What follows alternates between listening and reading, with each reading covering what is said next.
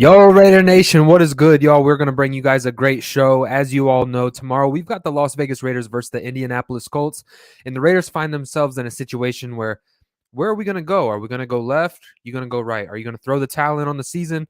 Or are you going to go out here and try to fight for every single inch to go out here and get a win collectively? Before I bring on my co-host, man, I'm just going to address the chat. Sean Johnson, welcome to the show, man. He says, salute Pharaoh and Raider Ray. And Corey Turner is in the building. Says, what's good, family? Shout out from Youngstown, Ohio. Shout out to Youngstown, Ohio, man. I actually, I live in Indiana, but I actually go to work in Ohio every single day of the week. So shout out to Ohio. Man, the Raiders are in a weird situation, right? What do we do? And here we go, right? We're going to find out a lot tomorrow. With the regime going in with Jeff Saturday with Indianapolis Colts. They're in a similar situation to the Raiders were last year. They're getting a new head coach. So you know that there's going to be a passionate football team that the Raiders are going to be playing. And there's 5 of you in the building. Smash the like button. Let people know where you are tonight. And without further ado, I'm going to welcome in my co-host, Pharaoh NFL. What's good, man? What's good, man? I appreciate everybody coming through, man. Hey, as always, I'm looking forward to a Raider game. I know the season hasn't gone the way it has, but or how we thought it was going to go. But hey, man, I'm still watching. I know y'all still going to be watching too. And I'm excited to talk some football today. Yeah, we're tuning in. And shout out to Chronicles of the Black Hole. Shout out to you, Captain. Salute. D Menace, what's going on? He says, salute, Ray. What's good, D Menace? How you doing?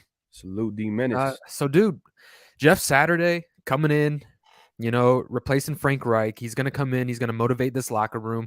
How do you feel about Jeff Saturday taking over? And do you think that this Colts organization is going to rally behind him? Do you think it's a good fit?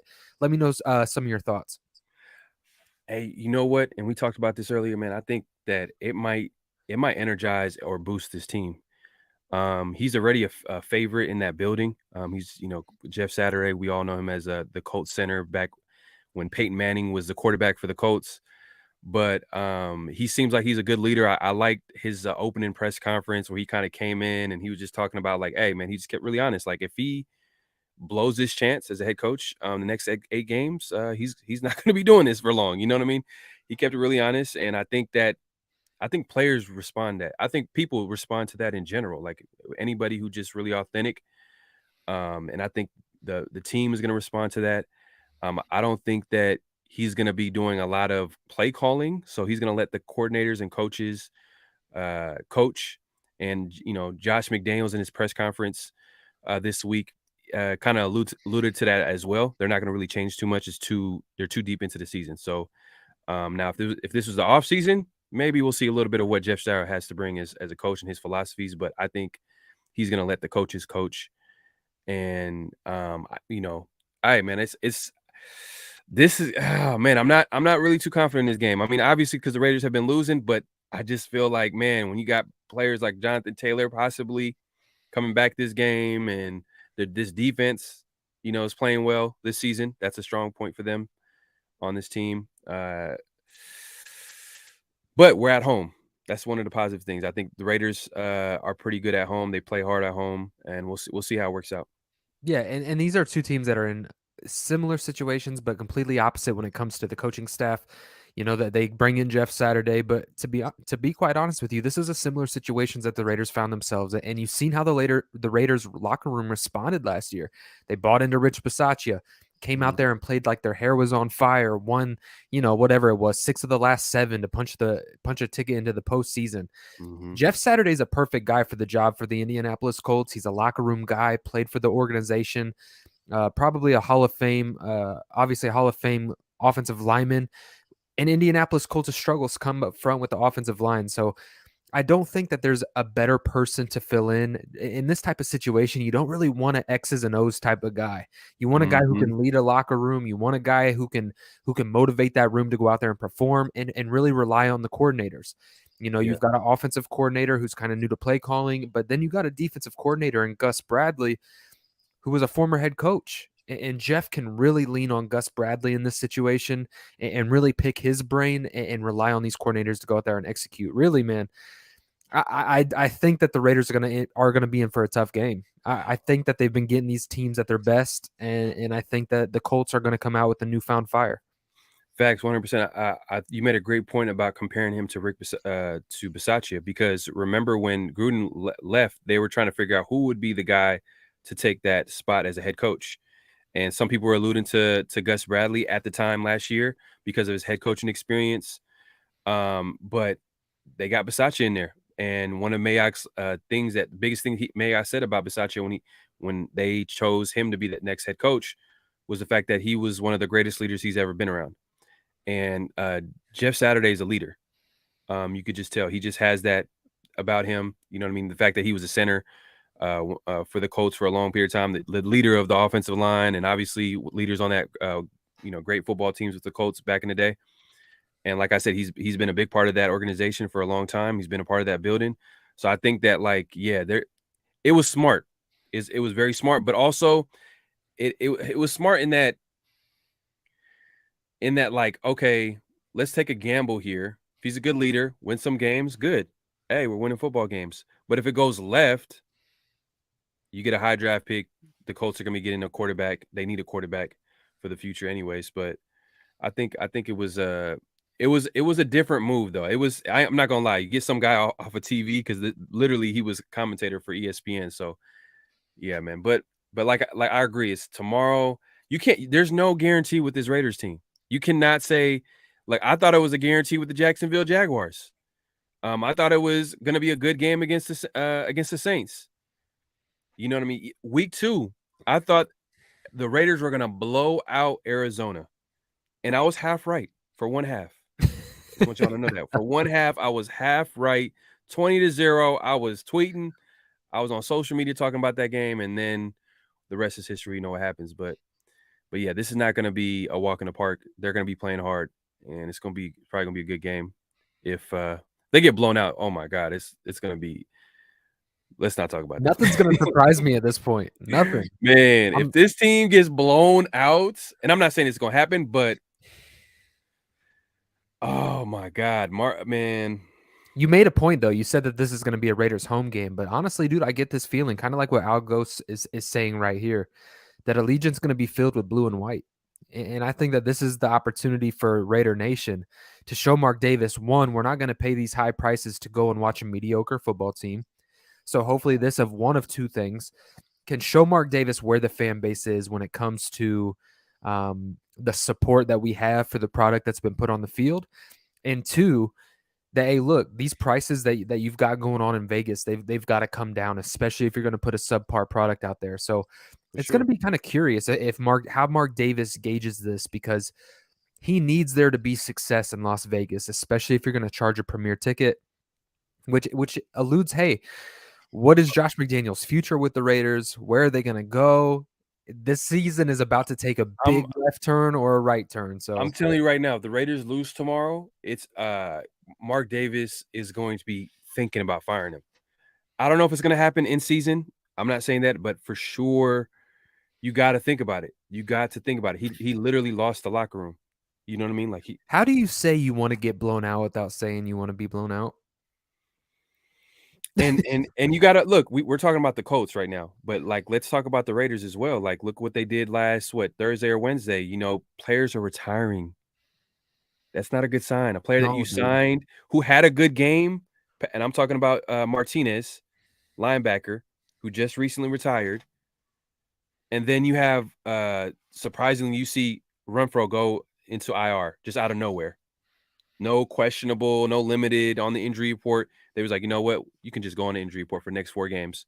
Darren Waller, it's okay. Go on the injury report. We don't, last season or the other, if you think about it, like in other cases, you got players they're going to be on the injury report. They're going to try to get them on the field. But in this case, they're like, no, you take your time. Boy, what a weird position, right? Blake retires, 2 of your star players go on the IR. You've got Devontae Adams potentially coming out and calling out your quarterback. Like, dude, this has been what a season this has been. Like, this has caught me so off guard, but now I'm almost like I'm just grabbing my popcorn. That's it, because I'm like, How long is this going to take until Mark Davis realizes that Josh McDaniel, one, is not a leader of men? And I'm just sitting back and watching Raider Nation freak out because, to be honest with you, everybody's complaining about, hey, 1 year, you can't just hire and fire these coaches and yada yada. Look, I will fire Josh McDaniels within 1 year if I'm Mark Davis, because if 1 year is all I lost, Mm-hmm. then I'll take that as a win in itself.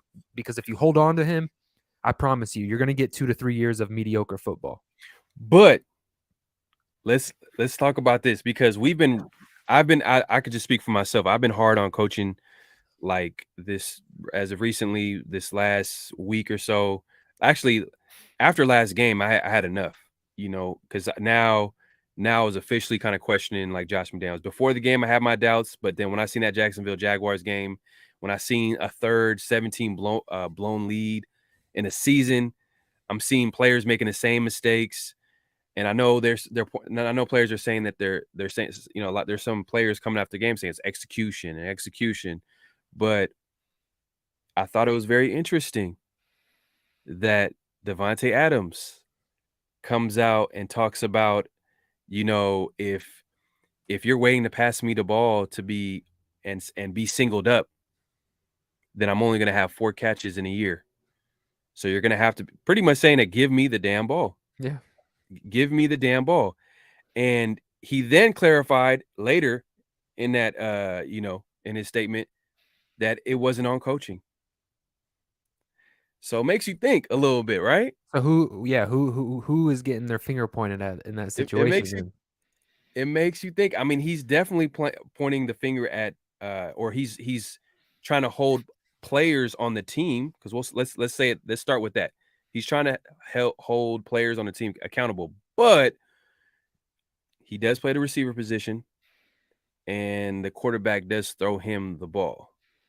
So It's that such seems a it kind yeah. of you kind of could connect the dot that maybe he might be, there's trouble in paradise with Derek Carr and Devontae Adams. Who knows? It's such a weird dude. The whole situation's weird, right? Because on both hands, we've been both clear. Hey, it's not all on Josh McDaniels. It's not all on DC. It's not all on one individual type of person. It's a Mm-hmm. whole collective unit, from head coach to offense to defense, and everybody in between. It's the coaching staff relating to the players, and Coach McDaniels is on the sideline telling Derek Carr to use his head, like yelling at him, "Hey, use your head." And him and Derek Carr are having a back and forth. And it's just like, hey, look, you could ask Derek Carr to use his head, but you're the one implementing this type of offense that Mm-hmm. obviously through 8 weeks of the season, your players are confused.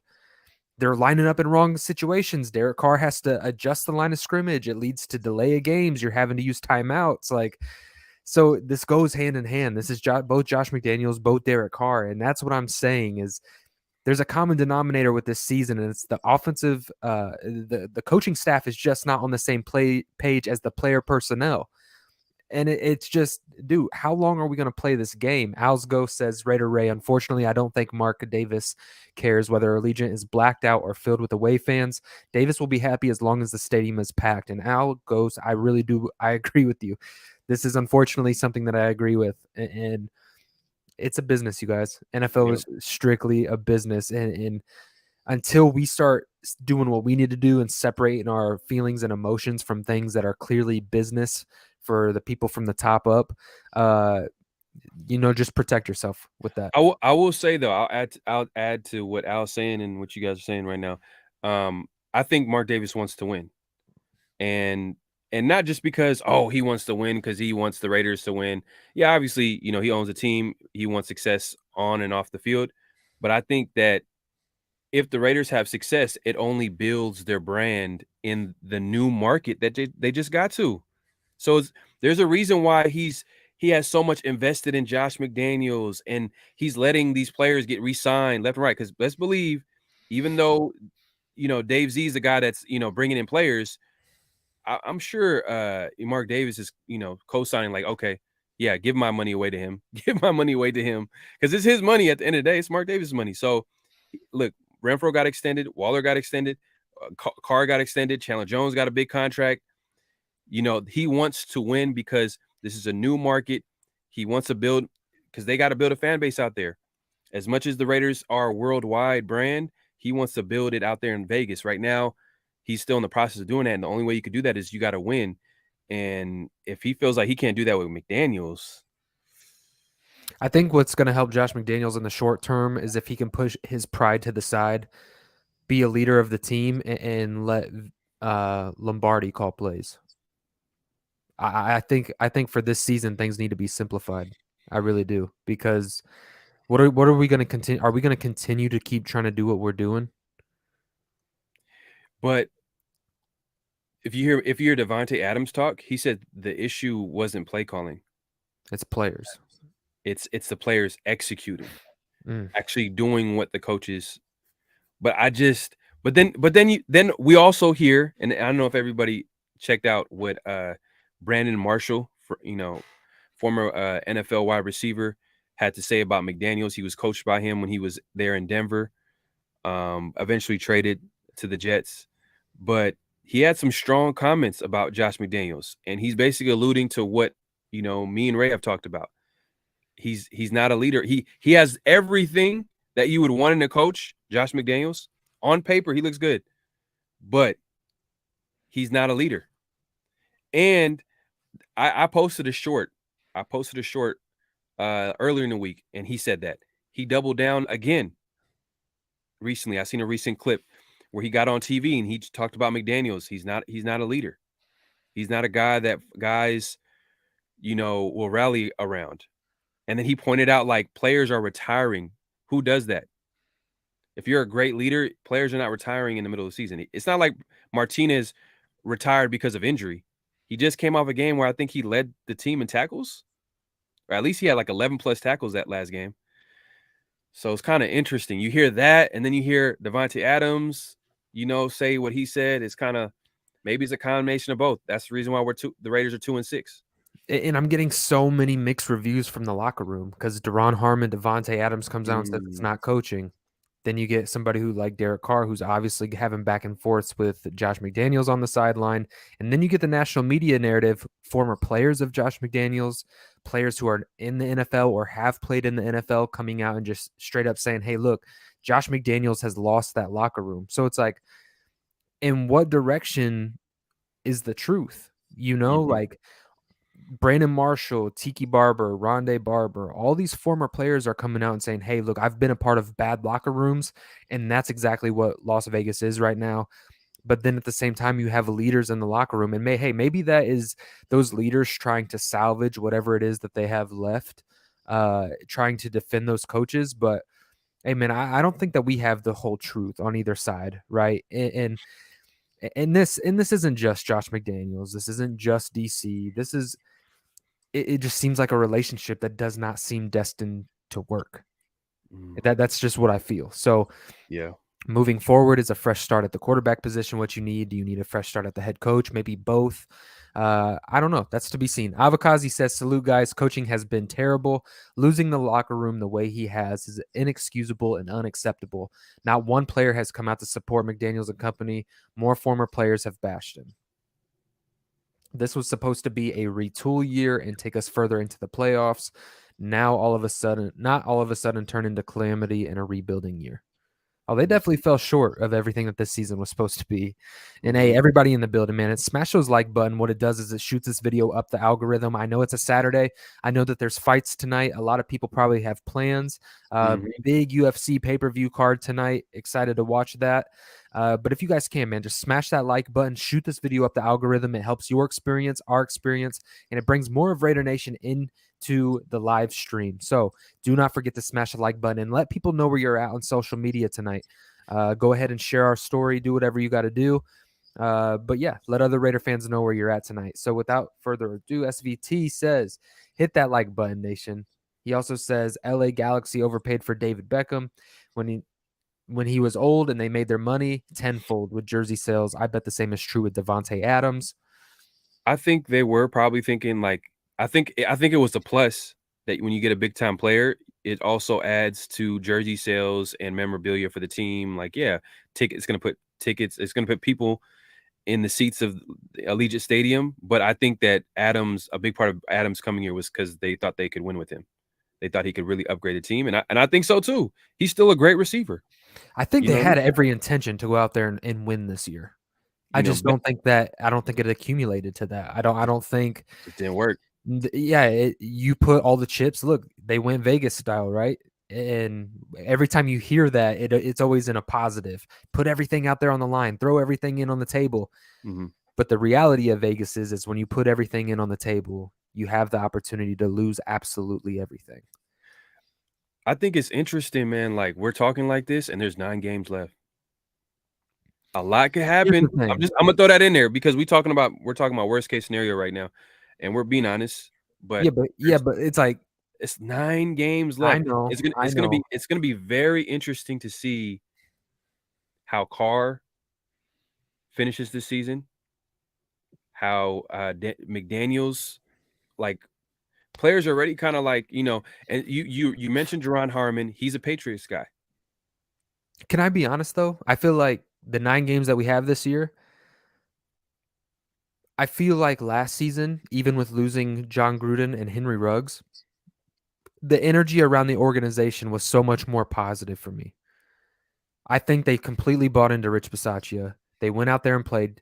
Was there ever any questions about, hey, do you guys really believe in Rich Bisaccia? I Was had there any questions. No, no, no. I'm talking about coming from the locker room. I'm talking about how the team was playing on Sundays. Like when we're talking and looking at this team, it was never a question of does Rich have this locker room? You know what I mean? Maybe those first game, but he went out there and won his first game as interim head coach. And everybody came out and said, hey, look, I love this coach. I'm ready to go out there and play. There's a lot of silence, and it's almost the opposite direction with the Josh McDaniels situation. It was special. It was definitely special. Like, it's not something that you see all the time. Like, when interim head coaches come in, it's usually downhill from Yeah. there. You know what I mean?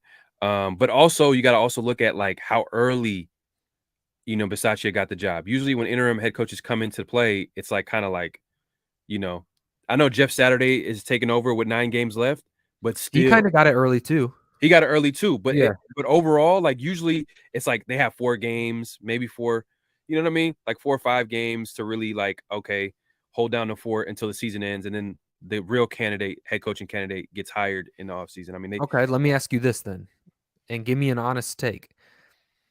Where the Indianapolis Colts are right now, with 9 games left, with one more win than what we have, the energy that's going around in Indianapolis, getting behind Jeff Saturday, are you more confident that the Indianapolis Colts are a team that could put it together more than the Las Vegas Raiders with Josh McDaniels coaching? Yes, Yeah. because oh my come on, like, come on, man. Like, look, I got a Raider hat here, y'all. Like, I got, like, I do this stuff, man. Like, I talk about the Raiders. Obviously I'm a fan of the team, but I'm just like 8 games in, and I'm just like, wait, you're telling me that we had 3 games where we lost, where the Raiders were up 17-0, at least 17 plus lead, and we end up losing the game. And to put that in perspective, I think Josh DeBow, he had a stat. Josh DeBow always got all the stats. I'm dropping knowledge all the time. Oh man, you know what? I know sometimes you come off as a hater because he always comes out with stats like at the worst times. Especially as a fan, you're like, man, we lost, and then Josh DeBow comes with a stat talking about like, oh, Yeah, Derek Raiders have Carr, lost you know what I mean? 375 Yeah, consecutive I'm like, games come on, when man, I don't want to hear that right now. But he said something crazy. I think it was like I forgot. I remember I was trying to find it, but it was something where it was like 628 games, playoffs and regular season. That's only happened 3 times for the Raiders, where they were up 17-0 and lost. Oh, And that Josh was that McDaniels, was in head coach history. That was in like organization history when when when the Raiders historically over its existence was up by 17 points. There was only 3 times in the entire existence of the organization that they blew a lead. Josh McDaniels has 3 alone this season that he holds. yeah, and exactly. And I don't think people realize how bad That is that is. horrible. That's terrible. If someone told you, I'm gonna spot you 17 points, do you most for the most part, teams are gonna win the game. That's a big lead. Big lead. Like all the team has to do is run the ball. just make sure you don't turn the ball Even over. if we win those games, these shows are, hey, Raiders are 5-4, and we're talking about, I like what Josh McDaniels is doing. I like what the Raiders are doing. They're growing every single week. Bro, to me, I'm not even coming on here being I'm like I told you, man, my needle is in the middle. I'm a Raiders fan through and through. I want the team to win every single Sunday, Thursday, Monday night, whatever the case may be. I want the Raiders to go out there and win football games. Right. But the reality of just what I've watched so much Raiders football over the years, and this feels like one of those situations where it's not too far off to where there's going to need to be a change. Now, I do see that Mark Davis is probably going to hang on to Josh McDaniels. Let me just put that out there. I think Josh McDaniels might be the head coach of the Raiders next year. I really do. But and they're trying to, I see they're what they're trying doing. to, yeah, I see what they're doing. I see what they're doing. Oh, Waller and Renfro, they're on injured reserve for the next 4 games, and that kind of messed up our role. You know what I mean? And they're gonna point to all these little excuses. And if hopefully Mark Davis, he can see through that. I hope, because if we lose tomorrow against the Colts and Mark Davis thinks that like, hey, oh, we should bring this guy back. Are you serious? It's not that the fact that we're losing. I how we lose. It's how we lose. It's like, man, like if we lost because a player was making a mistake here, he's throwing like Derek Carr was throwing intercepts, he was playing terrible, or it, it just and like I said, I keep bringing up that stat that 3 losses where you have a 17-point lead.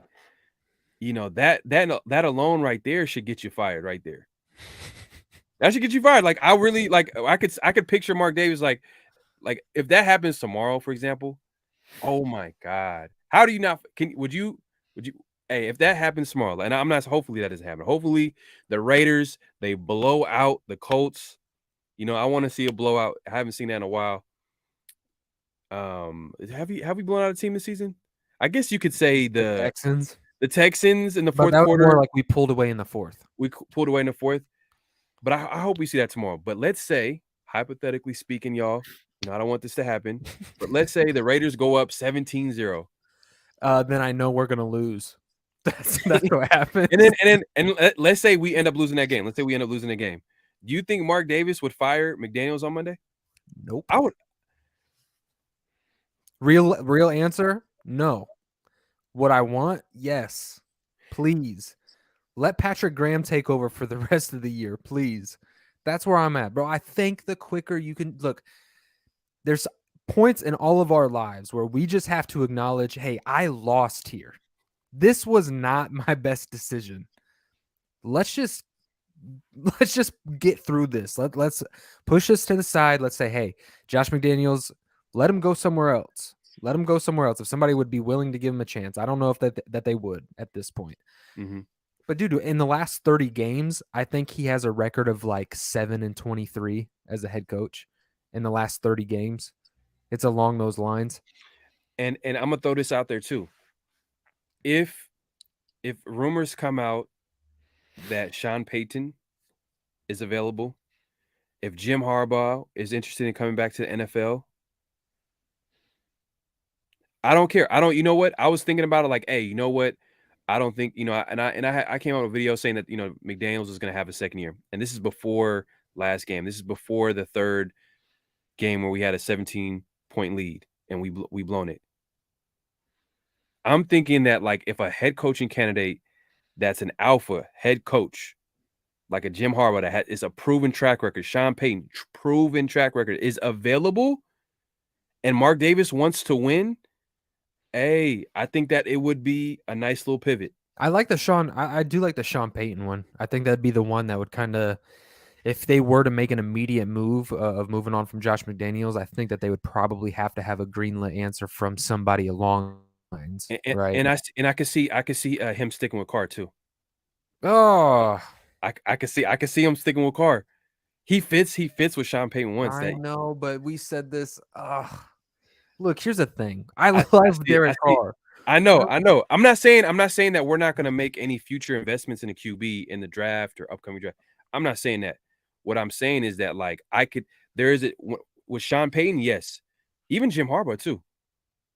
I could see it. But it's all on Mark Davis too. He's gonna make that decision too. Because I think if McDaniels is gone, Dave Z and Mark Davis got to make a decision. Basically, Mark Davis, Dude, if I they just want. want something to believe in again. You know, like I Yeah, believed in this offseason.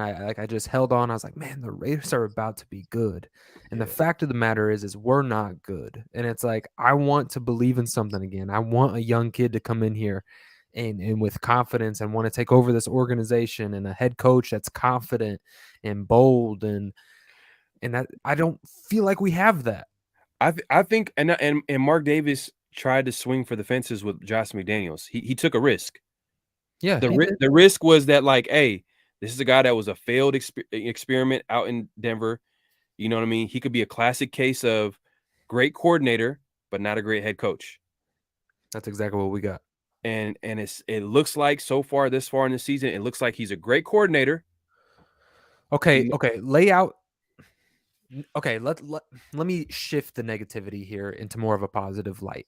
What okay. positives out of Josh McDaniels' coaching game do you see, do you see as like okay, this is why I could see me keeping you next year?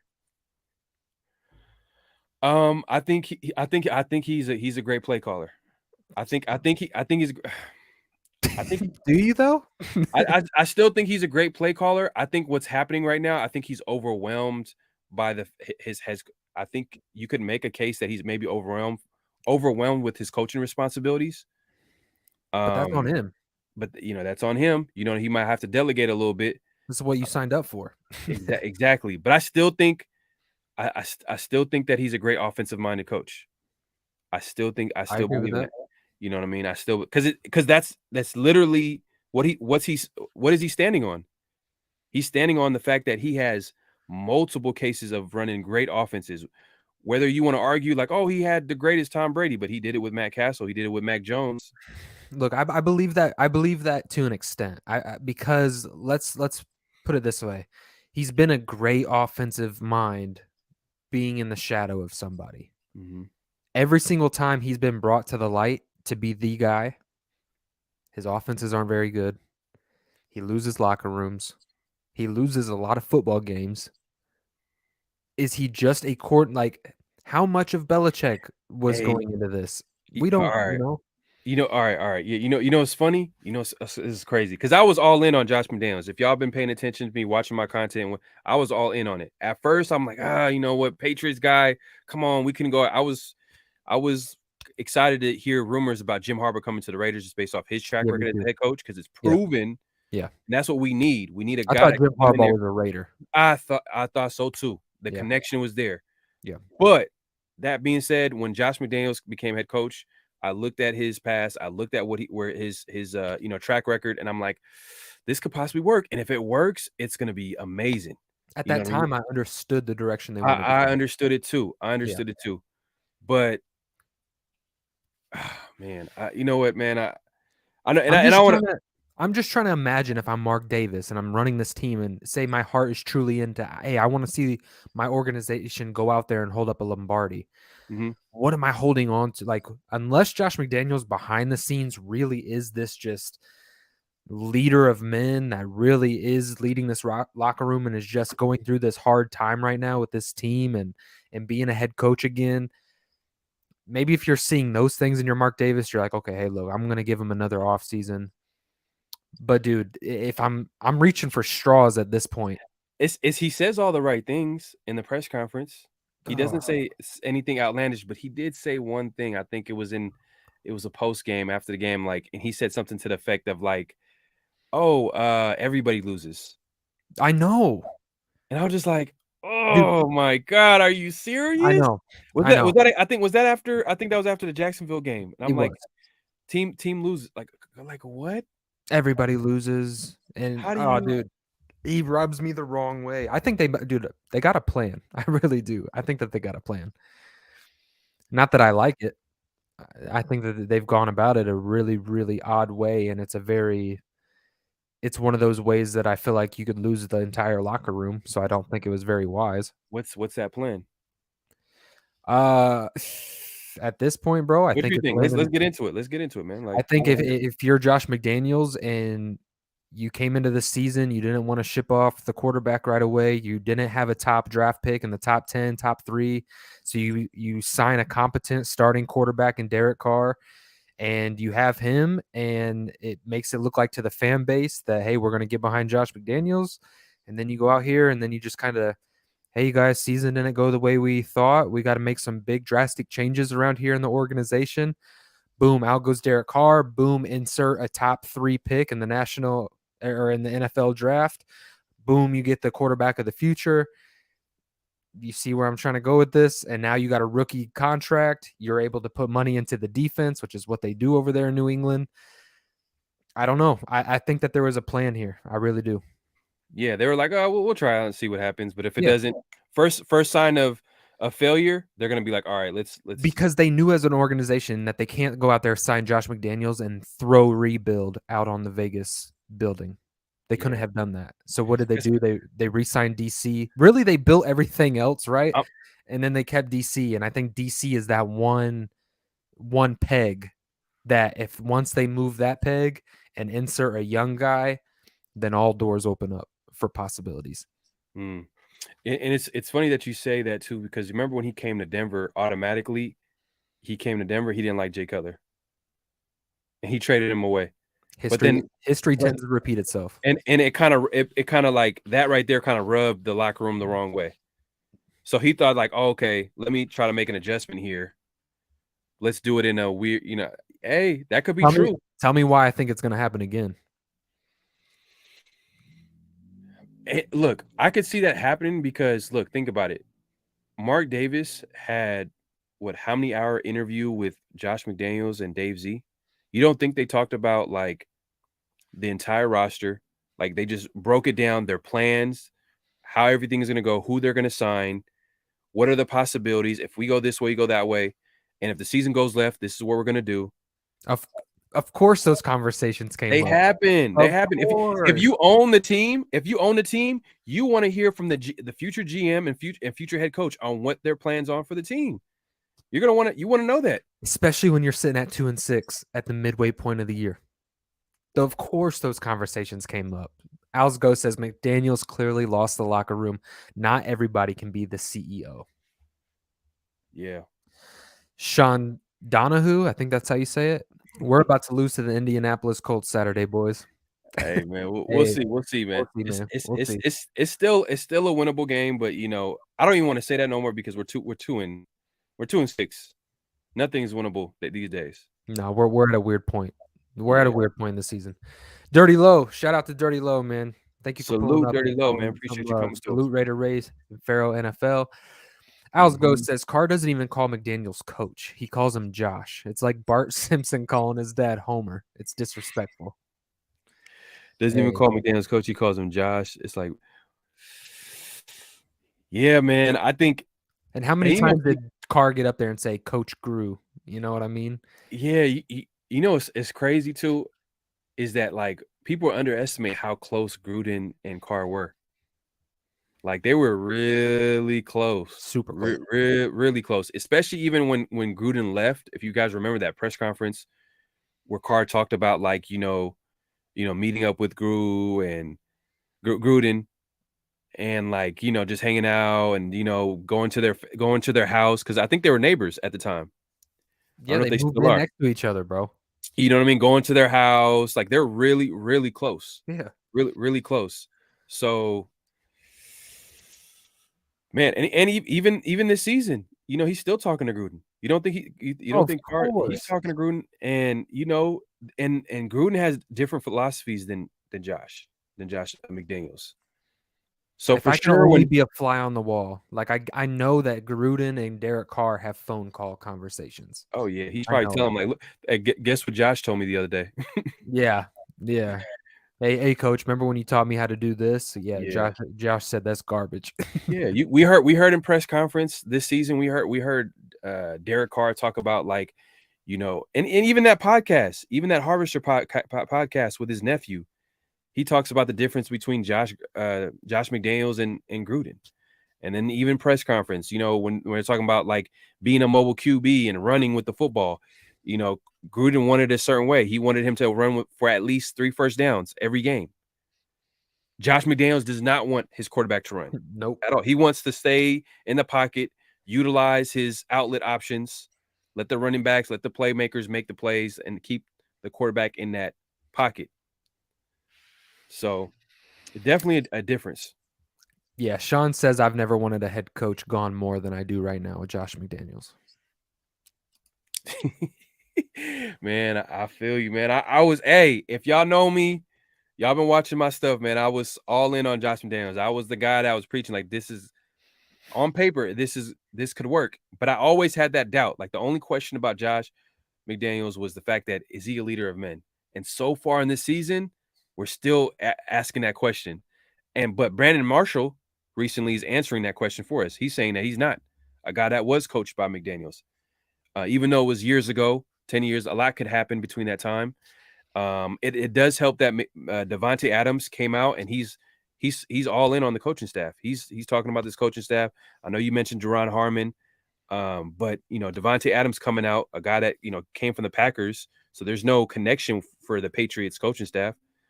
He's saying that it's on the players, it's not on the coaching staff. So that hopefully that's the case, because then if it's on the players, that can always improve. I agree. That can always improve. I agree. Sean says Sean Payton wants nothing to do with the Raiders, in my opinion. I hope not. But if it was offered to him, let's be honest. Las Vegas is a hard. What? No, I don't agree with this at all. No. No? I know there's an old clip of Sean Payton talking about, he was going to be a Raider head coach. Yeah, And the a lot Raiders suit in his closet. Yeah, and I've seen his that. circle of NFL guys from Bill Parcells and, all the guys that he knows. He even talked to Gruden. They all kind of was like, you know what, it's not a good time to be a head coach because, Yeah, the Raiders were they were Raiders. dysfunctional. The Raiders were Yeah. dysfunctional. You know what I mean? But Not much now has changed. today, oh come on! Look, the head coach is going to get a good roster, solid roster. I want a solid roster of veterans in their prime. You're going to get, I don't know, maybe a top 10, top 15 pick, and the one Probably top 5. top 5. Look, hey, you see, I'm biased. I am I know. biased. I'm over here saying top 10, top 15. Hopefully, win some games. But top 25. Yeah. Yeah, But okay. So, and on top of that, every time, like you heard Bill Belichick himself, one of the greatest head coaches of all time. He came to the Raiders facility over the offseason. He said it's the best facilities he's ever been. Right. Ever been to. So you're telling me a guy like Sean Payton in a brand new market where literally he can financially be set for life, like if he wins in Vegas, you know what I mean? He's gonna be known forever. Obviously, his name's gonna be etched in stone. So many different business opportunities, and the fact that you have everything in your disposal as far as resources. Oh my God, the Raiders coaching. Hey, it is among the elite head coaching destinations in the National Football League. For sure. This is not Oakland. This is not Oakland No. this is not Oakland at all. And I hate to say it, but that's why Josh McDaniels came here to Vegas. Facts. Because of the job and how intriguing it is. So if it lured Josh McDaniels out of a situation where, look, he was not going to come to any organization. He didn't even go to the Colts. He had an opportunity to go to the Colts and be a head coach, and he shut down that offer. Mm-hmm. And dude, maybe you're right. I could see now, is Sean Payton a little bit of a reach? I don't know. I mean, a lot has to really, the biggest domino is Josh McDaniels. That's it.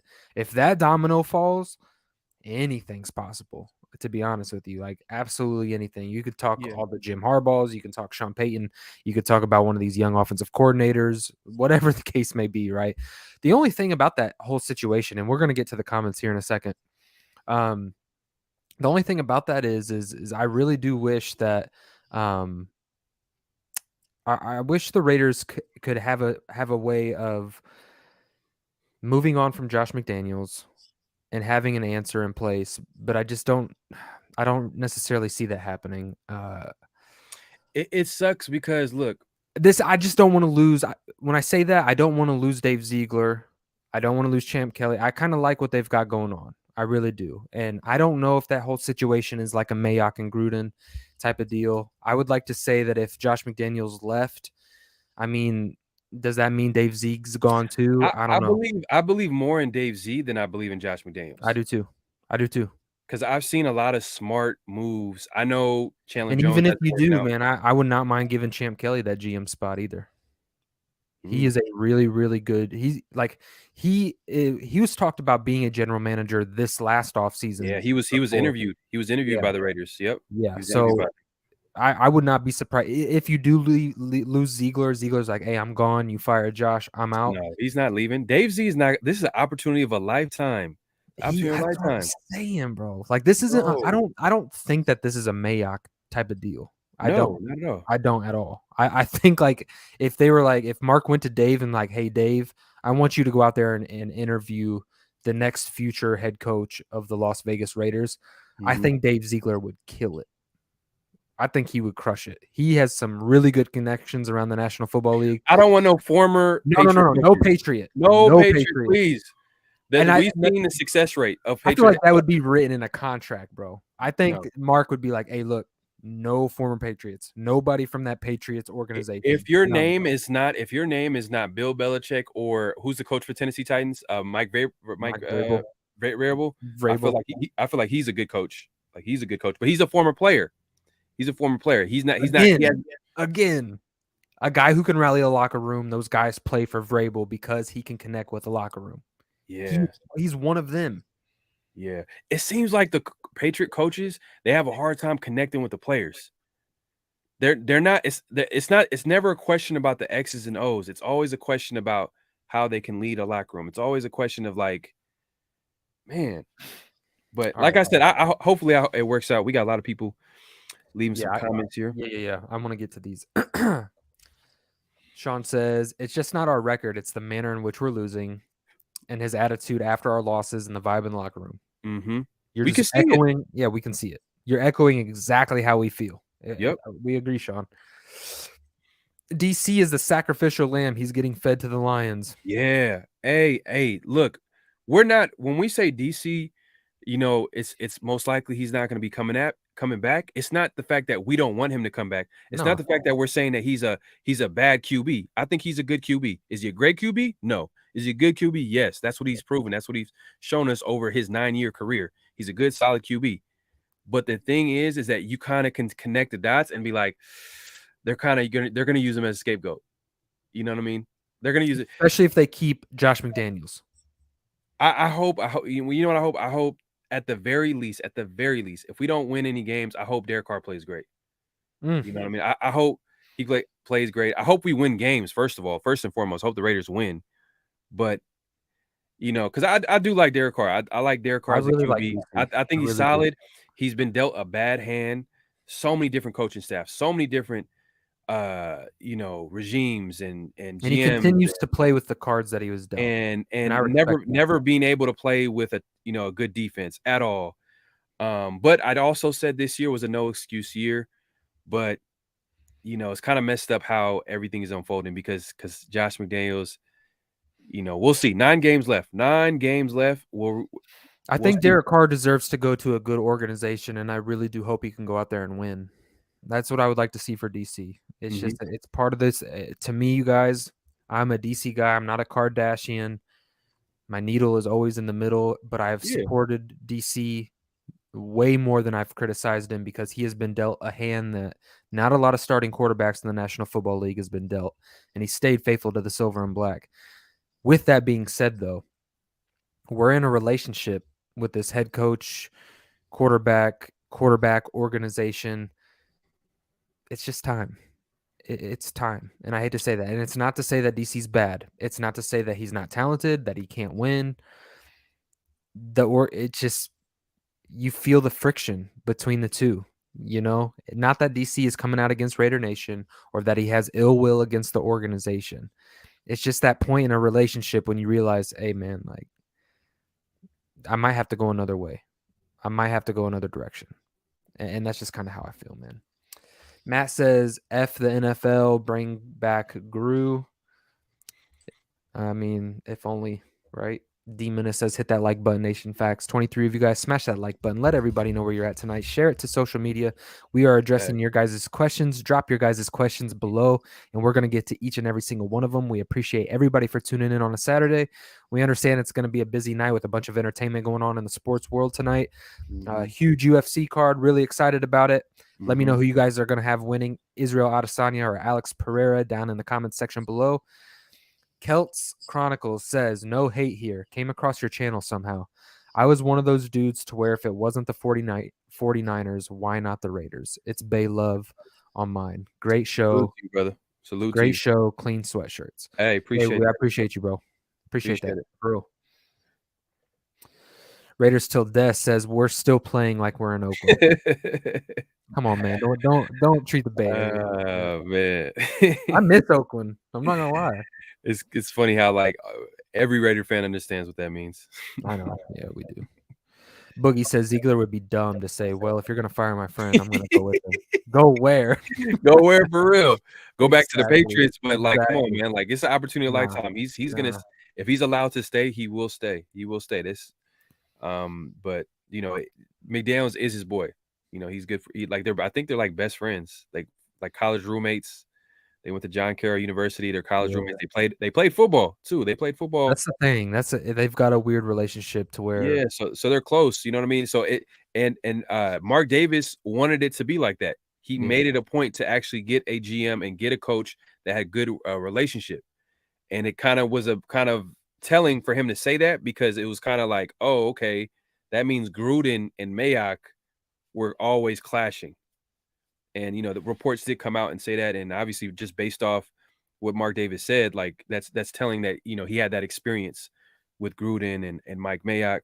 Yeah. So we'll see. We'll see how, you know, there's still 9 games left. There's still 9 games. But we're just letting you know how we feel at this very moment in time. Just it's been 8 games. Tomorrow's going to be the 9th game. And this is enough time where you can look at the coach and you can look at the moves that we've done so far, and you can actually be like, you know what, this is not working. Chandler Jones is not working. Yeah, and you know what's funny is like you're always going to get people who reach out and be like, hey Pharaoh, hey Ray, 4 weeks ago, you know, you were bashing Josh McDaniels and this and that, and then say they go on a 6-game winning streak. You know what I mean? The National Football League is so week to week and it is so fluid that you have to assess a team week by week by week, the development, the fits, the relationships. I mean, you have to analyze everything.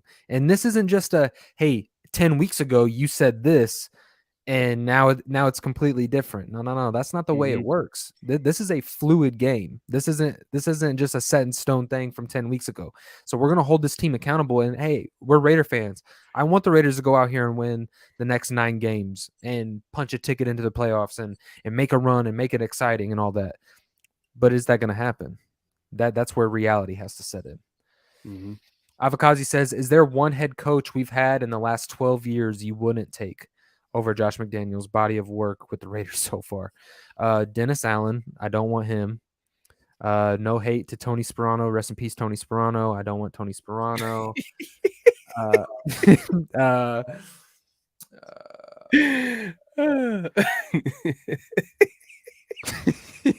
Those are 2 off the top of my head. Damn, that was funny, but it was hella honest. It was super honest. Man. Oh, you said the last 12 years? Yeah, there's a few I don't want.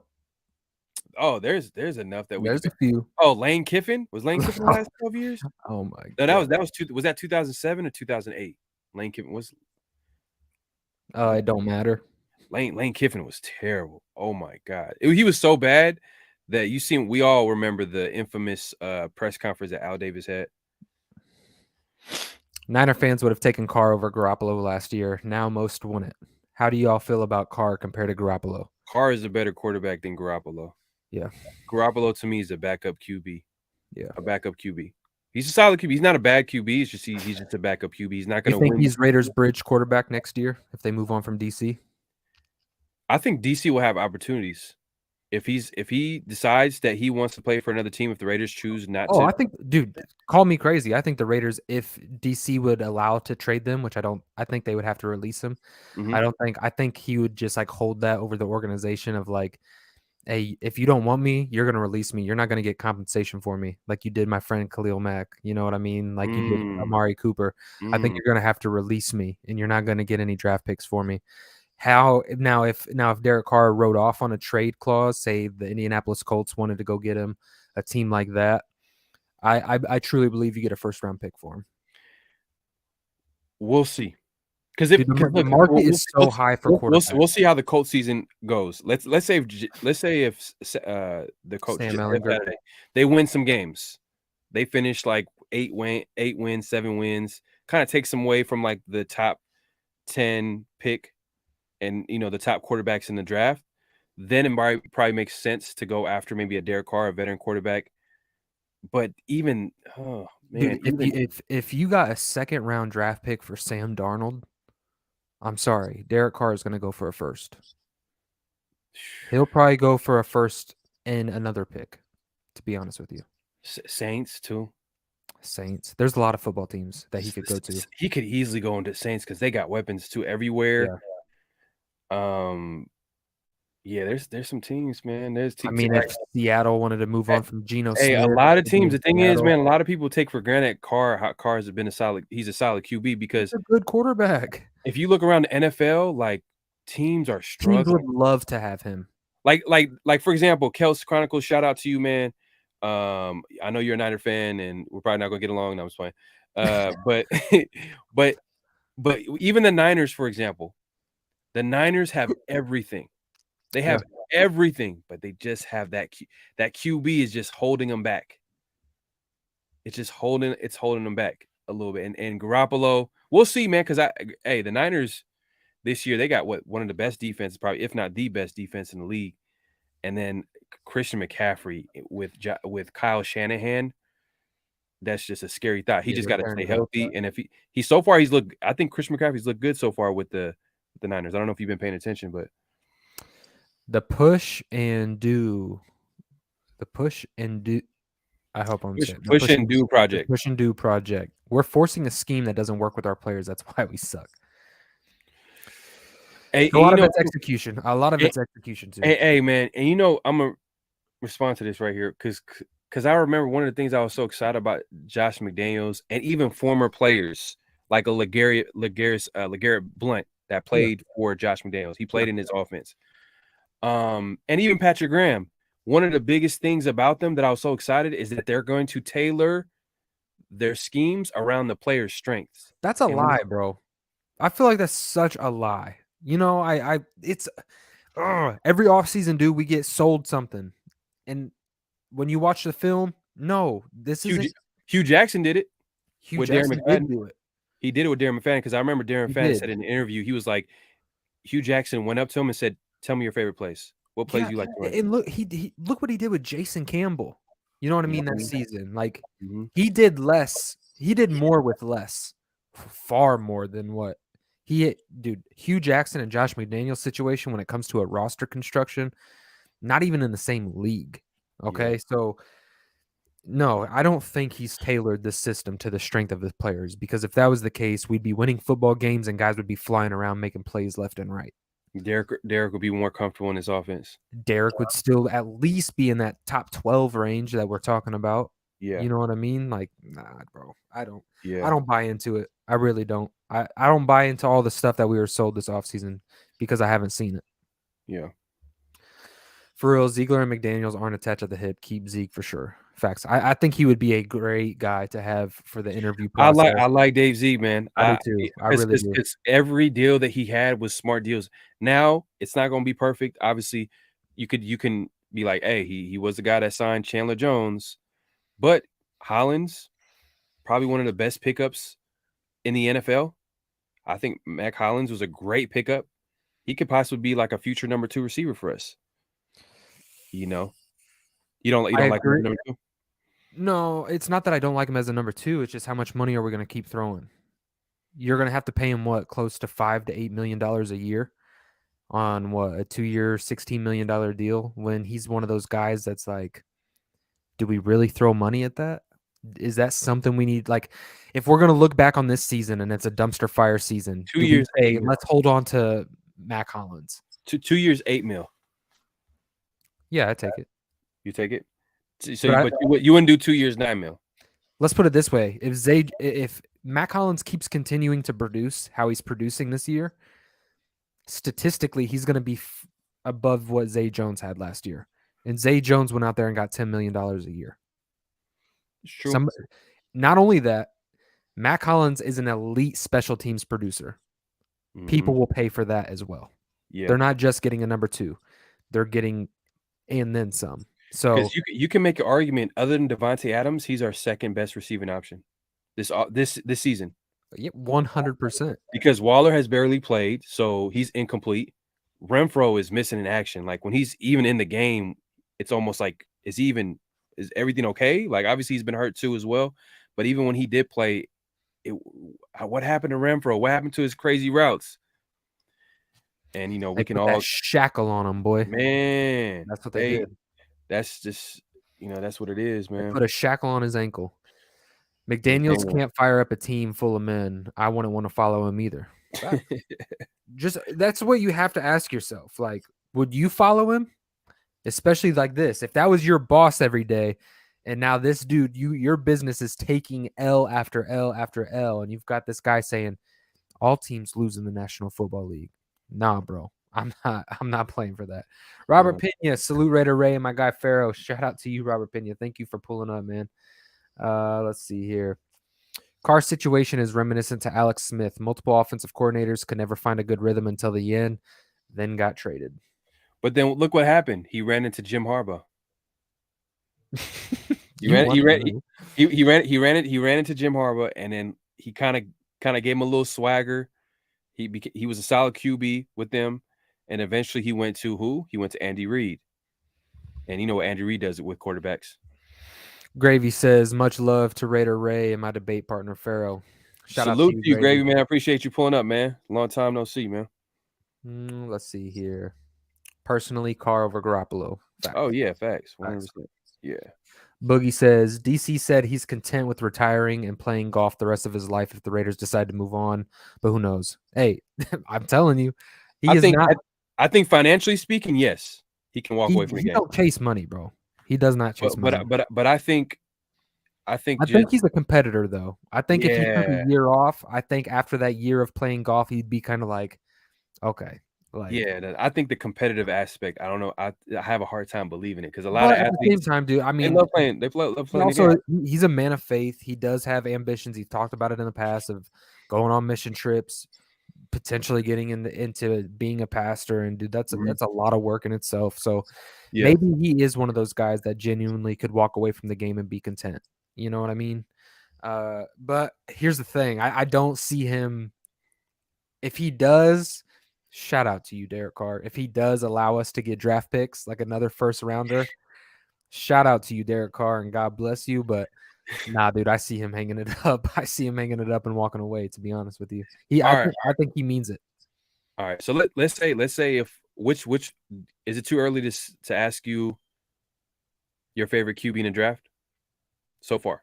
I mean, it's still early. You got to watch a few games. Yeah, I still got to watch a few games. Honestly, I think if I had a choice among the top, say we're going to talk about those first 3, Will Levis for me right now, he'd probably be the most pro ready, but I don't know how high his ceiling is.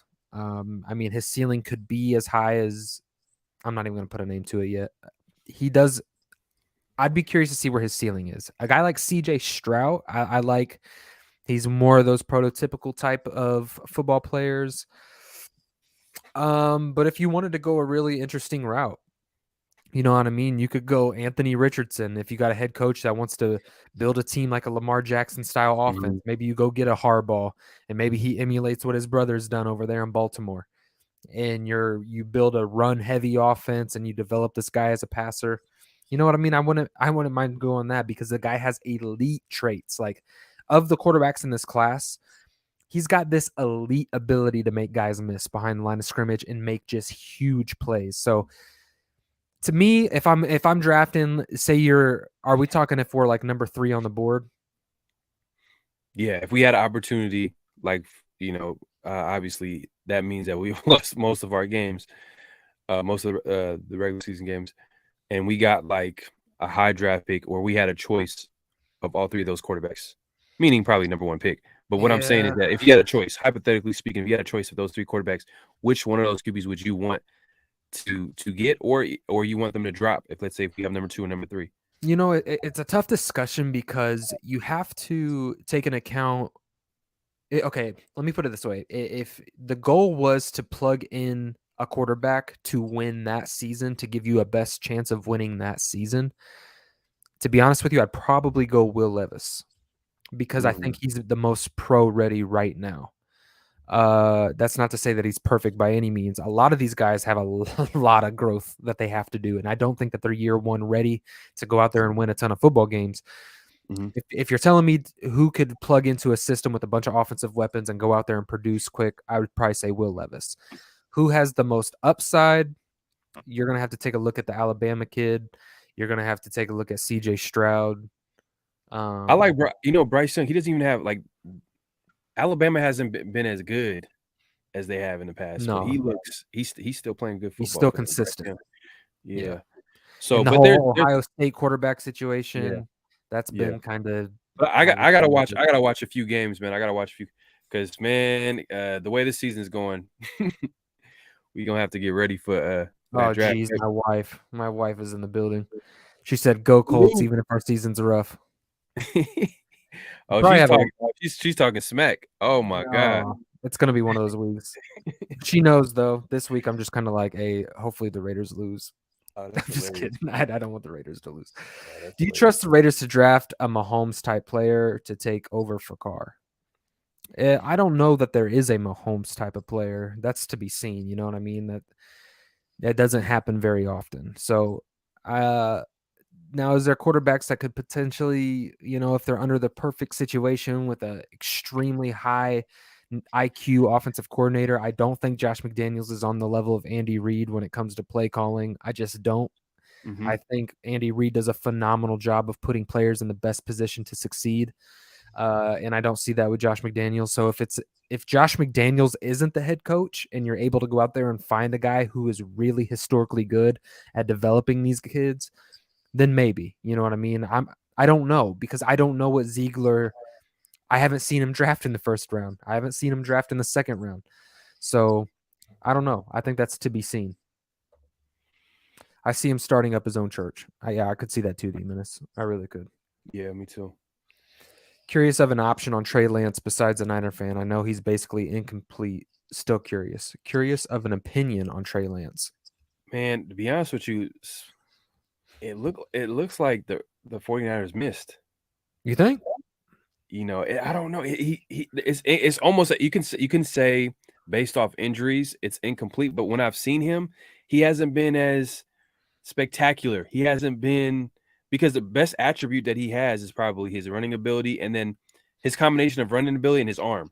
He does have an arm, but he hasn't popped out to me. I mean, the fact that you got Debo on offense, you got the tight end over there, Kittle, and they also had injuries as well. But I don't know. I thought Trey Lance had a chance to take it over, to go on a run, or not go on a run, but at least like play well, especially Kyle Shanahan. We know what Kyle Shanahan does on offense. He's one of the best offensive minds in football, hands down. We've seen him like give Matt Ryan an MVP. He was coaching that offense. We've seen him coaching in Cleveland. And I don't think Cleveland was a good example, but because the talent there wasn't as good. But remember the Washington Redskins rookie of the year, who was who? I think it was RG3. RG3. You know what I mean? So we've seen him have success, and obviously with the Niners, he's doing the same thing Yeah. in a different way too. Just like a real but you know what? To be honest with you, you could tell like he's influenced by his dad, Mike Shannon, with Yeah. that zone blocking system, running the Yeah. football. So it's not surprising. And it's funny that like Denver had the same thing. You could just plug in anybody back there. It almost seems like they can get a 100 yard rusher. If y'all remember Denver back in the day, coached by Mike Shanahan, it seems like they could plug anybody back there and they get 100 yards rushing. Kyle Shanahan, he's had all types of running backs, from the Mosterts to Jeff Wilsons to the so many different types of running backs. Now they got McCaffrey, but I'm not a big believer on Trey Lance, bro. I don't know. I'm not fully. I bet you would if he was in the silver and black. Nah, man. I No? mean, yeah, maybe, possibly. I mean, he's young enough to get better, but it's just I don't know. Have you seen anything where it makes you think like, oh man, Trey Lance? The dude can launch it down the field. It's just, can he be consistent with his arm? That's what I haven't seen yet. I haven't seen him consistently be accurate. Is he? I mean, I don't watch enough Trey Lance film. I'm just going based off of the things that I have seen. Mm-hmm. Is he able to be in a pro style system and go through his reads and go through his progressions properly? Can he stand up in a clustered pocket and deliver an accurate ball in crunch time? Is he a player that when you're down a score can drive down the field and punch it in and be like, those are things I just have not seen yet. So that's not to say that he can't develop those aspects of his game, but to me right now I don't see that. But you might have to play the wait and see approach. Obviously, they think they have something if they're going to put him over Jimmy Garoppolo and kind of say, hey, look, this is the kid we're going into the future with. So, but when you hear reports about Trey Lance struggling in training camp and the offseason, it's just like, oh man. Or when you hear Derek Carr looks like an elite quarterback with Devontae Adams in training camp. That's true. That's true as well. That's true.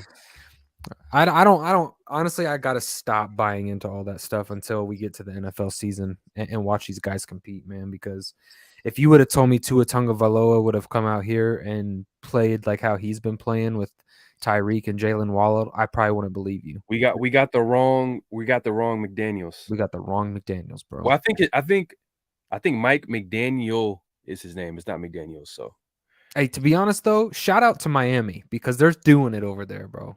First year in the offense, first year, like we can't. That's why I don't do the whole everybody every year, bro. When Gruden came in, when Jack Del Rio came in, when Josh McDaniels came in, you got to give them time. You got to give them time. You got to let it develop. And bro, they suck years off of our life every time we do this. Right. 3 years, failed head coach. 3 years, failed head coach. I'm done with all that, bro. You have no excuse to come into a system like what we got. A top 5 running back and Josh McDaniels, the best wide receiver in all of football, a middle of the pack offensive line, a top 12 quarterback. No excuses, bro. Too much. Just as much as we can say, oh, no excuses with Derek Carr, you can say the same thing for Josh McDaniels as well. 100%. Because like literally this team is geared to win now. It's not geared to win that, 10 years from now. Like no. A lot of players in their prime. I think we have one of the oldest rosters in the league. Yep. I think our average age is like 26, which is crazy. Like that's still young, but and like NFL standards, like they're not like young. They're not a young team. They're a team. They're a veteran team, and they have. Guess who the oldest team is? The oldest team? Yeah. Is it the Tampa Bay Buccaneers? Nope. It's the New England Patriots. Wow. Raiders 1 and 2. Wow. It's a philosophy. Yeah. They mix young talent with old talent. That's what they've done historically. Because they want smart players and yep. Which makes sense. But like, man, like what did you have this year? You had players that are a mix of veterans and young players, but we'll see. Alzago says Lance can throw the ball 70 yards, but he's extremely inaccurate. Mm-hmm. Okay. Kind of like what we were talking about. Salute the menace. Kyle is treating Trey like a fullback. but Kyle Shanahan is what he's gonna do, he's gonna tailor the offense to the player's strength. So that's more telling about Trey's skill set. What's good, D-Menace? Shout out to you and everyone who supports my husband and Pharaoh.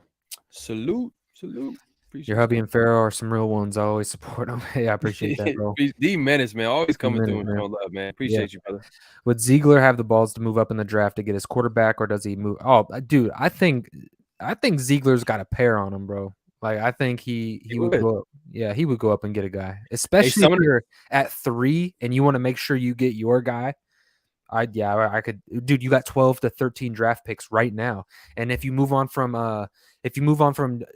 Josh Jacobs and he signs with another team, you get compensation pick for him, and depending on how much money he goes for, which it's going to be for quite a bit of money, I think once it hits like that 8, I forget. I'll have to look into it for the next show. But if he hits a certain salary cap number, that draft pick goes up, so it could be a potential 3rd-round pick. Look, hey, the Raiders have ammunition in the draft. They have a lot of picks, and on top of that, you have to think that like Darren Waller is going to be trade bait too as well. You know what I You get mean? I think okay. if he comes back, We're gonna let's talk say if he about comes it. back. Let's We're gonna say talk about it. if he comes back, I don't even care. I don't even care. I think if he comes back, and let's say he plays well, but the Raiders will still lose, even though he plays well. Whatever, yada yada. The rest is history. I think that will just be an audition for another team. But You get a first for him? no, I think it would be 2nd-round pick based off injuries. They could have gotten a first. They could have gotten. They could have got a first early on, but would you trade Renfro? 2 years back to back injuries. Here's the thing: if Josh McDaniels is the head coach, I would be okay with trading Renfro. For who? Or it would be for a pick, because player for player trades are rare. Even though Dave Z pulled it off with Ngakwe And he Rocky won that Sin. one, by the way. You said what? He won that trade too, by the way. Regardless of what people want to say. Oh yeah, yes. Rocky Sin is a solid player, but is he going to be signed? Do you see him coming back signed? Yeah. Well, because I don't think he's not. He's a number. I think he's a number 2 corner. He's not a number 1 corner. I think he comes back because, one, you're going to be able to afford him and get him on a pretty cheap deal. And the reason why I say that is because he's not dependent on versatility when it comes to flipping between man and zone. I think he lacks the ability to create turnovers consistently. He's shown that over the course of his season. So that's going to drop his number a little bit. Really a man-heavy cover corner. Not a lot of leagues are heading into that direction. So I think that you can get Rock Ya-Sin pretty cheap with regardless of where the market is. If McDaniels doesn't come back, that means the coaching staff is okay. If McDaniels doesn't come back, do you think Patrick Graham is out? Yeah, the coaching staff, like that's what happens when coaches get fired. But I think they still get paid. Their contracts are guaranteed. So it could damn new coach wants his own he wants his own guys. He wants his own guys. Hey man, look, I'm hoping that McDaniels works out. I'm hoping, because that's worst case scenario. I'm gonna be like that's the worst thing that I found out this season is the fact that McDaniels is not that guy. I would rather have Derek Carr be not the guy for the Raiders. Like I say, he had a terrible season. He failed. Because then now you still have a head coach. You still have a foundation, and you can bring in and plug in somebody. But now when you find out that McDaniels is not that guy so far in this season, has been like 9 games, and in 8-9 games, we're not a believer in McDaniels. That's worse. That's worse. Do you understand? Like, you understand where I'm coming from? I would rather have Derek Carr be like the guy that everybody would point at to be like, hey, he's not the quarterback for the Raiders. He's trash. He's the reason why we're losing, and we lost because of him.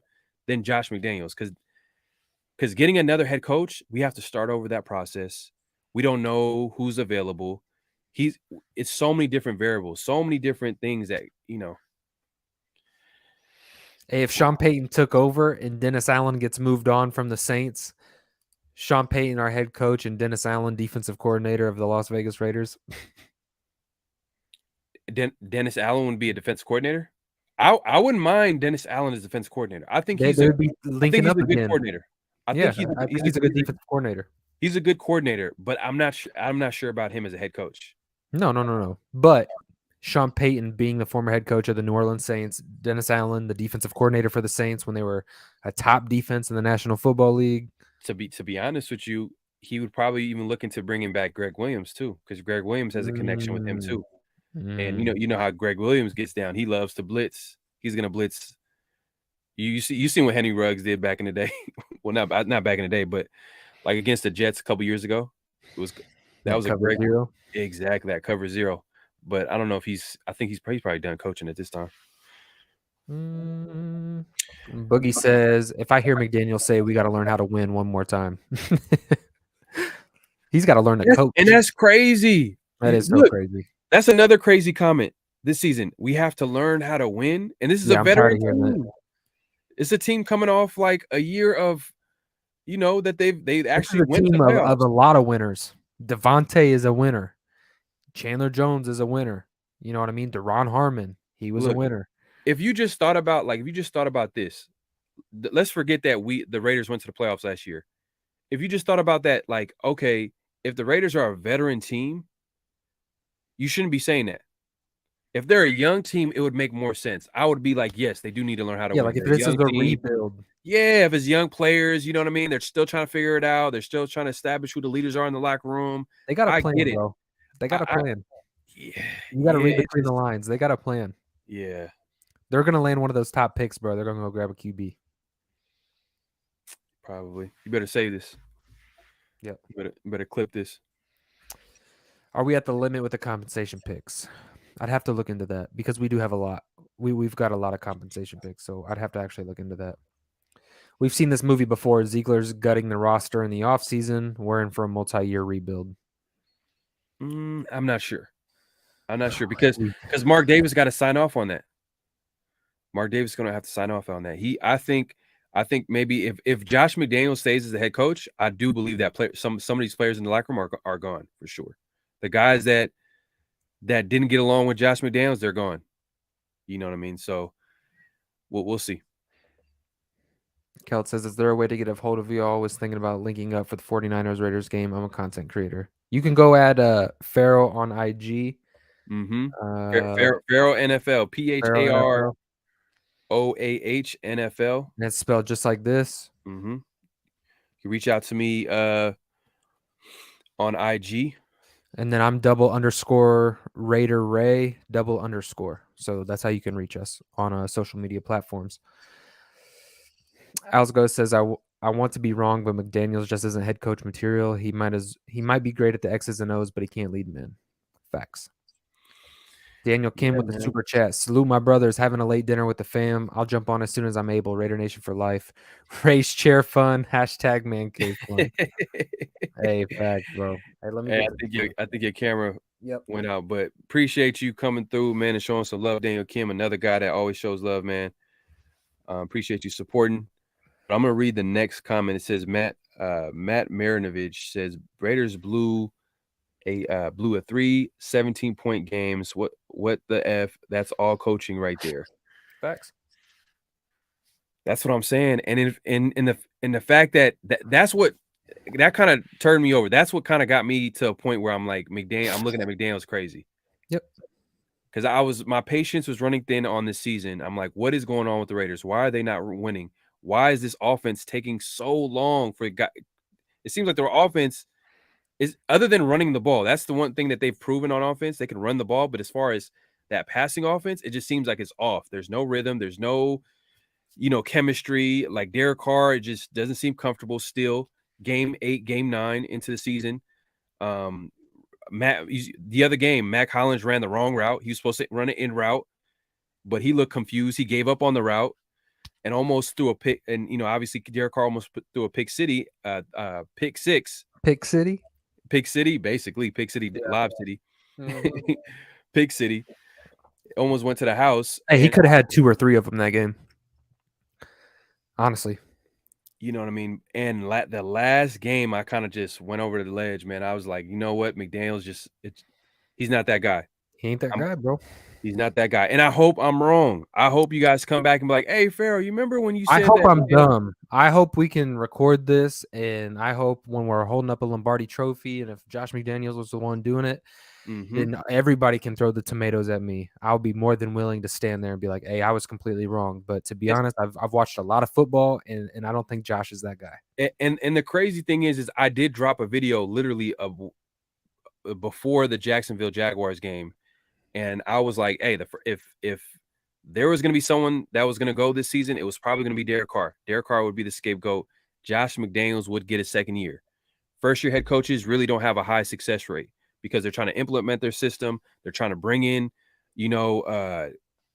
players that fit their system. But the way the season has gone, the way we've been losing, and if I'm hearing that you can't lead a locker room, if I'm hearing that you've lost the locker room, if I'm hearing players blaming the execution and they don't know every game, they're just like trying to point the finger and then you hear former players like Brandon Marshall talk about your leadership. You got everything. It's not like he dissed Josh McDaniels. He says, "Hey, Josh McDaniels has everything. He has the X's and O's. He gets everything." But it's the fact that he cannot lead men. He's not a good leader. When I hear that, and then we have what Matt Marinovich just pointed out right here, 3 17-point games, blown lead. Come on now. Y'all decide. You got any McDaniels emails to leak? Hey man, I'm working on it right now. Yeah. I'm working on it. I'm going to be forwarding it to the New York Times. We're actually getting a hold of TMZ tonight. Man, I'm We trying got some everything things right going now. on in the background, guys. I'm trying everything We're right trying now. to pull the plug. I'm trying to We're man. pulling the Josh McDaniels plug. But hey, man, look, we had a phenomenal show, man. Going into tomorrow's game, is there any final thoughts that you have? Raiders versus Colts, maybe something that you're looking forward to, not looking forward to. Just kind of give us a rundown. Kind of your last final thoughts. Man, I think, hey, this is a game where the Raiders could come in. They can prove us wrong. They can show us. I mean, I thought I was going to see it last week against the Jacksonville Jaguars after losing 24-0 against the Saints. I'm like, this is a game where I was really paying attention to because I want to see how the locker room responded, how the players are going to be executing. I wanted to see how the coaches were able to put a solid plan together to have the Raiders win. Obviously, that didn't happen, and it happened in terrible fashion.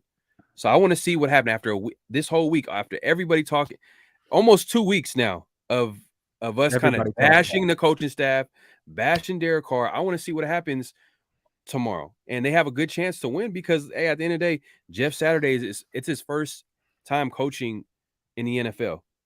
There and a lot of people pointed to like, oh, the Colts are doing everything they want to do to lose this game because obviously they're pretty much throwing in a towel in the season because when you fire a head coach, that's a big move that can throw off a team. I mean, I know the Raiders won last year with John Gruden, without John Gruden, but still, that's an exception to the rule. So I think the Raiders, if they can come out, establish the run, that's work for them. Get Josh Jacobs the ball, give him the ball, set up the play action. That's what the Raiders can do. The bad thing about it is the NFL knows that too. Mm-hmm. At the end of the day, they know that that's your bread and butter. If you take away the run game early, and you put them in like obvious passing situations, that's where Derek Carr and this offensive line struggles. But if we can establish a run and we can get that play action going, I think we'll have a good chance to win that game tomorrow. I agree. Number 28 needs to be fed to the right side of the Colts defensive line towards Yannick Ngakoue. Gus Bradley knows that. Gus Bradley knows this offense. I think it's going to be an extremely intriguing game. I think you're going to see a fired up Indianapolis Colts team going into a Raiders stadium when they know that the Raiders are bleeding out a little bit. And they can sense that, and other teams around the National Football League can sense that. Make no mistake about it. The Raiders are in a situation like they have been the last couple weeks, that their backs are against the wall. And really, the organization, from the coaching staff, the players, they have a lot of answers. They have a lot of questions that they need to answer. And if they want to salvage not only the season at this point, the season is one of those things you could almost wrap up. Okay. And I hate to say that there's 9 games left in the season. But it's going to be really, really hard, even mathematically, to make a season, a postseason appearance. What can you salvage when it comes to this locker room? And that's what I'm curious to see. Are these guys going to come together as a football team, or are they going to break? And I don't want to see them break. I want to see them come together as a football team, and I want the Raiders to go out there and execute. Let's play 4 quarters of football. Let's go out there and show everybody that we're not a pushover in the National Football League, and let's go find a way to win the football game. So, Raider Nation, I appreciate you guys for tuning in this Saturday, man. Great show. Pharaoh, thank you for coming on. And everybody, make sure you subscribe to Pharaoh NFL. We do a weekly live show twice a week, and we want to make sure that you guys don't miss it. So we alternate shows. Make sure you go over to Pharaoh NFL, subscribe to him, subscribe to Raider Ray. And until next time, Raider Nation, just win, baby. Peace.